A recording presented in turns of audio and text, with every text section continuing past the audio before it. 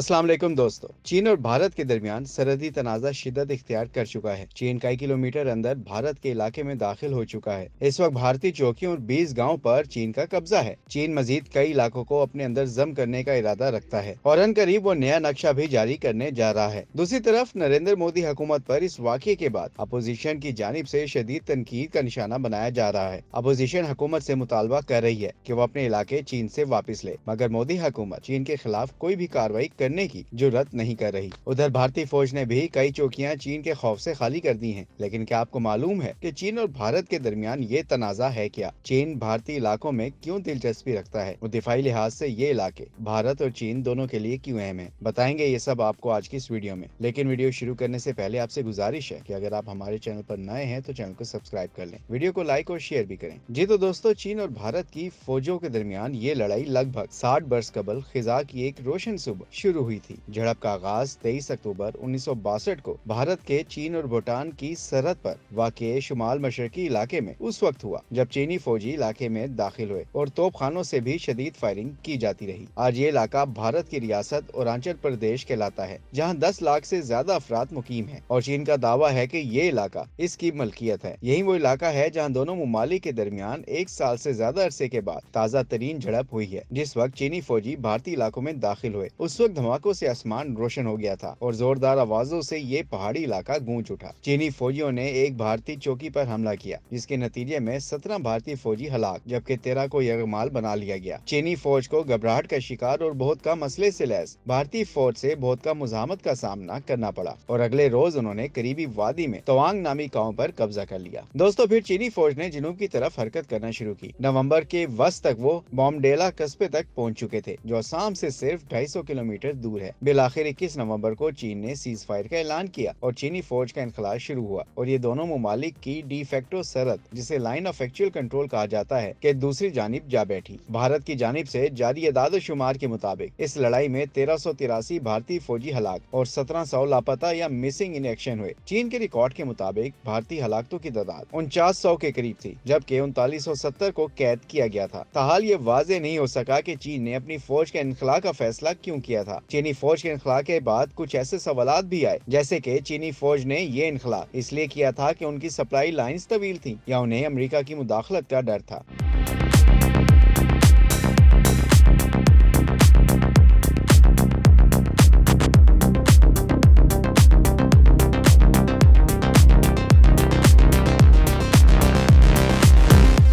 दोस्तों, भारत और चीन के दरमियान मुतनाज़े सरहद दरअसल 3 इलाकों में तकसीम की जा सकती है। लद्दाख के गिर्द मगरबी सेक्टर, वस्ती सेक्टर, जिसमें भारत के हिमाचल प्रदेश और उत्तराखंड की तिब्बत से जुड़ी सरहद शामिल है, और मशरकी सेक्टर, जिसमें अरुणाचल प्रदेश की सरहद शामिल है। माहिरीन का कहना है कि ये तस्वुराती लकीर की तरह है। भारत का दावा है कि ये 3488 किलोमीटर लंबी सरहद है। चीन के मुताबिक ये 2000 किलोमीटर तवील है। भारत का दावा है कि अक्साई चैन इसका इलाका है। ये स्विट्जरलैंड के रकबे जितना इलाका है जो चीन के कब्जे में है और ये सरहद के मशरकी हिस्से पर वाक़ई है। चीन का दावा है कि अरुणाचल प्रदेश पर इसका हक है। भारत के मुताबिक मशरकी सरहद 1125 किलोमीटर तवील है और उसे चीन की जानिब से तस्लीम नहीं किया जाता और उसे अरुणाचल प्रदेश की सरहद पर मैकमहन लाइन कहा जाता है। एशिया के 2 सबसे बड़े ममालिक और जोहरी हथियारों से लैस हमसायों ने इन तवील तरीन सरहदी तनाज़ात के दौरान झड़पों से बचने के लिए मुआहदे किए हैं। दोस्तों, कुछ तजियाकारों का कहना है कि बीजिंग का ख्याल है कि अरुणाचल प्रदेश सरहदी तनाज़े से मुताबिक हतमी मुआहदे में अहम किरदार अदा कर सकता है, जिसके तहत भारत चीन की एक्साई चीन में खुद मुख्तारी को तस्लीम करे और चीन अरुणाचल प्रदेश को भारत के इलाके के तौर पर तस्लीम कर ले। माजी में अरुणाचल प्रदेश पर दिल्ली से हुक्मरानी की जाती थी, ताहम सन 1987 में से रियासत का दर्जा दिया गया, जिस पर चीन ने बरहमी का इजहार किया था। उसके बाद से भारत ने यहाँ दिफाई इंफ्रास्ट्रक्चर भी बढ़ा दिया है और सरहद के करीब नए गाँव भी तामीर किए हैं। बीजिंग की जानिब से भारतीय रहनुमाओं के अरुणाचल प्रदेश के दौरों पर भी बरहमी का इजहार किया जाता रहा है। चीन ने उस वक्त इस हवाले से बाज़ाब्ता तौर पर एहतजाज किया था जब साबिक वजीर आज़म मनमोहन सिंह ने सन 2008 में रियासत का दौरा करते हुए मुतादिद सड़कों की तामीर के मंसूबों का ऐलान किया था। बीजिंग की जानिब से इस सिलसिले में एशियाई तरक्याती बैंक की जानिब से